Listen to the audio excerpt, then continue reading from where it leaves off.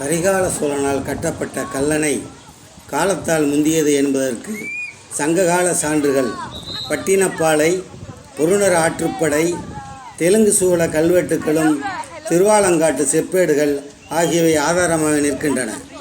கடற்கரையில் நிற்கும்போது அலை வந்து காலடி மண்ணை பறித்து செல்லும் அல்லவா, அதையே தொழில்நுட்பமாக கட்டப்பட்ட இவ்வணை பாறைகளும் சுண்ணாம்பு பூச்சுக்களாலும் கட்டப்பட்டு இன்று 2000 ஆண்டுகள் கடந்தும் தன் கடமையை செய்து கொண்டிருக்கும் உலகின் மிக பழமையான உயிர் துடிப்புள்ள நீரணை இந்த கல்லணையே.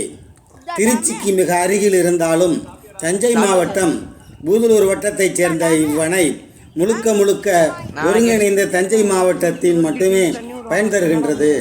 இதன் சிறப்பு காவிரியில் அதிகமாக வரும் வெள்ள நீர் தஞ்சை மாவட்ட மக்களை பாதிக்காதவாறு கொள்ளிடம்